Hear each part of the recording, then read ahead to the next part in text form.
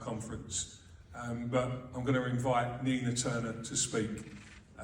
Thanks very much for coming over. Well, thank you, General. I appreciate that. I appreciate CW, and an honor to be here with you again. And to my colleagues who are on this stage with me, Ben, Zara, and Aaron, just an honor to be with so many justice warriors. And each and every one of you, you could have been anywhere at this particular moment, but you are here in this hall for us to talk about issues of collective humanity. I want to start off by giving you an overlay of what is happening in the United States, similar to what Zara was laying out that's happening here, and Ben and Aaron. The same thing is happening in the United States of America. The premise of my remarks this evening on this panel is what happens over there happens over here. But I want to jump the gun and get into my refrain. Let me just lay out some facts, but I want you to keep that in your mind. What happens over there happens over here. Now, over there can be Gaza, which it is. Over there can be the Congo, which it is. Over there can be Sudan, which it is. Over there can be Haiti. Over there can be Yemen. Just name your country, your nation, your region where there's an upheaval, where there's a crisis of consciousness, where human beings are not showing that we have any humanity.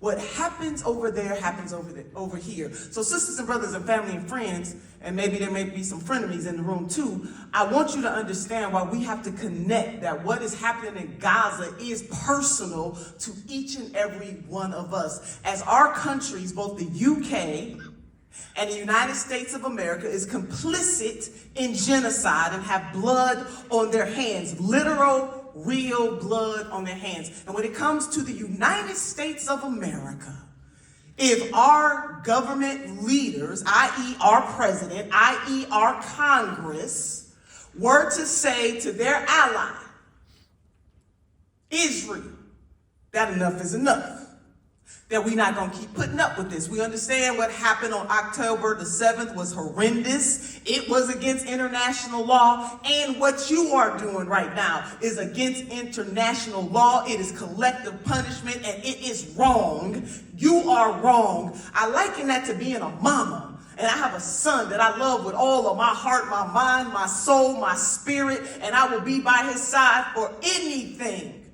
But if my son is wrong, I'm going to tell him he is wrong, but I'm still going to love him. The United States of America has a moral and legal obligation to say to Israel, you are wrong. Collective punishment is wrong. We have laws on the books in the United States of America. We have international law that says that what Israel is doing under the right-wing government of Netanyahu is wrong all day long, 365 days of the year. It is wrong. So, sisters and brothers, I want you to imagine that it is you over there. What happens over there happens over here. If you want to close your eyes for a minute and think if it was you over there or somebody that you love personally over there, would you want somebody or a group of somebodies to say, hell no, this is wrong. It is against a God if you believe in one. But even if people don't give a damn about this for moral reasons, it is illegal. What happens over there happens over here. See, this is why you got to care about this. In our nations, we can't deal with domestic issues because they're too busy giving money over for war, whether the war is in Ukraine or the war on Gaza. Because make no mistake, there's a one-sided war going on in Gaza. There's not a two-sided war going on in Gaza. What happens over there happens over here. But I'm sorry, I got all off my notes. Let me let you know what is happening in the United States of America. So we got a movement afoot. We have an international movement afoot. And it is so beautiful to see a sea of people from all walks of life standing up for justice. Because I want you to imagine again, now if it were you and yours, you would want somebody or a group of somebody to come to your rescue.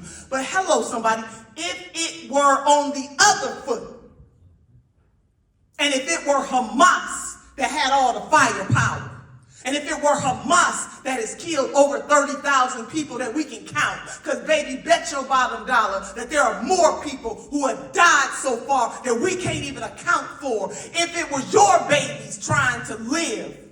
See, babies don't decide, they don't say, oh, it's a war today, mama, I can't be birthed. They're going to be born.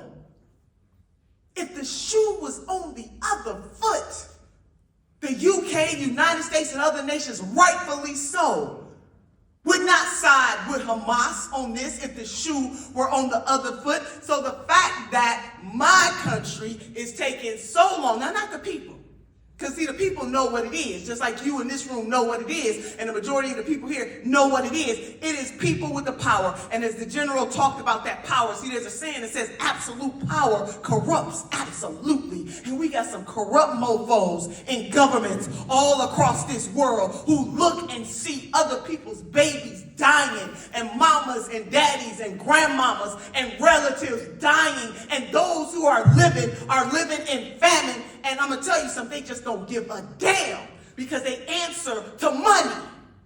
Asa Philip Randolph, one of the most popular, strongest trade unionists in America in the 20th century, he said, you make wars unprofitable and you make them impossible. Trust me, sisters and brothers and family and friends, this is about money, money, money, more money, and more money after that, and money, money, money. We got people in the Congress right now who are making a profit off of war. See, they answer to their owner donors. That's who they worship. They worship money, and they don't care who it destroys. However, meanwhile, back at the ranch, let me just say to you, the movement, so Jewish Voices for Peace is rocking every single day in the United States Congress, getting in people's face, letting them know what it is. You got the Muslim Legal Defense Fund. You have a movement many of you may have heard of as the uncommitted vote, where people in certain states in the United States of America in the Democratic primary, even though Biden is the nominee, they getting up out of their beds even though he's the nominee. And in those states where they can vote uncommitted or uninstructed, it's showing him, we don't want you, we don't want our money to be used for war. So instead of voting for you, we're going to just vote uncommitted. That is a powerful, powerful movement that is taking place in the United States of America and is being led by Arab Americans, but it is a multiracial, multi-generational coalition of people showing them what it is at the ballot box. This is important because Biden barely won some of these states that have uncommitted votes. And see, he's going to lose by margins. If he loses this race, he's going to lose by margins. The majority of his base do not want our money going towards war. Let me give you some stats, see, because people are smart when they give you some numbers. 62% of Biden's 2020 voters support halting shipping weapons to Israel. 62%, well over the majority. 75% of Democrats, his base, what he needs to win. 75% of Democrats disapprove of Israel's military actions in Gaza.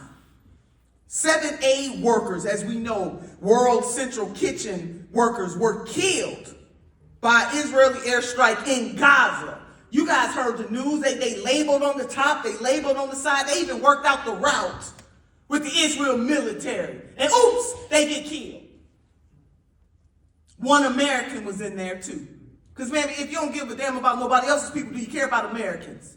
It did not move this president. It did not move this Congress. Just on Friday, the Congress of the United States of America voted to give $26 billion. $26 billion would have been more money to Israel to continue to commit genocide. What happens over there happens over here. You know, I want to know why I'm hopping mad? It ain't just the moral reason I'm mad. Yeah, I'm mad as hell because morally this is wrong. Legally this is wrong. But when I think about some of the needs that my country has, some of the things that you guys have, like universal health care, we need universal health care over in the United States of America. They just giving war money away like it's water. It'll take $20 billion to alleviate homelessness in the United States of America. They just gave $26 billion to continue genocide in the United States of America. What happens over there happens over here. Sisters and brothers, we can't war our way to peace. You can't war your way to peace, and you can't drop bread and bombs. It got to be one or the other. What we are calling for, those of us who are humanitarians, those of us who are standing up for justice, is a permanent, lasting ceasefire and a pathway for both Israelis and Palestinians to come together and decide what type of government structure they want to be able to have Palestinians have self-determination. We need the hostages released, but you ain't releasing no hostages under gunfire or bombs. You can't do both. You have to do one or the other. So sisters and brothers, family and friends, we are connected in this. What happens over there happens over here. And you know why too many elected leaders, both over here and in my country and in other nations who are in the bed with these people, they don't care about the babies and the mamas and daddies and grandmamas and daddies in the Gaza, because they don't give a damn about the babies, the mamas, the daddies, the grandmamas, and the granddaddies in their own respective countries. That's why. See, charity starts at home and spreads abroad. Charity starts at home and spreads abroad. Y'all going through some stuff here. Charity starts at home and spreads abroad. So to the extent that you got government officials that don't care about you and your babies and your neighbors, you can't expect them to care about nobody else's babies and nobody else's neighbors, because they ain't wired like that. They can't care. Charity starts at home and spreads abroad. What happens over there happens over here. You can't bomb your way to peace. You can't throw bombs and bread. You can't war your way to peace. So I'm going to close this thing. We know what we want. Permanent lasting ceasefire. Release of hostages. And for Palestinians to be able to control their own destiny. That is not too much to ask. And neither peoples will have justice and security if one doesn't have it. And this is really what's going on here. And sister, this is a one-sided war. Don't let them fool you on this. This is very much one-sided. So I'm going to close with something from Grandma. Now, collective punishment is going on over there, too. Y'all got notes all over the place, and I'm not even halfway reading them. Let me just say this. My grandmother, my maternal grandmother, who was born in the South, she couldn't read or write, but she could count her money. Ladies, that is most important. Hello, I'm just taking a side route. We're going to put that in the parking lot. My grandmother had many, many sayings. I'm going to say some of them tomorrow, General. But today, this is the saying that I want to resonate with you. Two phases of it. One, my grandmother used to say that you can put truth in the river 5 days after lie. Truth gonna catch up. Hello, somebody. But then I went to a Catholic church, and this priest said this. Priest, Father Jones is his name. I'm a Baptist Coastal, but Father Jones is his name. And he said, truth and lie went skinny dipping. Now, he didn't say skinny dipping, but I'm saying skinny dipping. They went for a swim. That's what Father Jones said. He said, lie and truth went for a swim. I said they went skinny dipping because the priest said they took off their clothes and they jumped in the water, right? So truth was swimming his behind off, or her behind off, pick who you want him to be. And he looked behind him and saw lie wasn't nowhere to be found, because what does lie do? Lie lies. Lie is very good at lying. Lie never got in the water. While truth was swimming his behind off, lie put on the clothing of truth and walked back into town, all proud.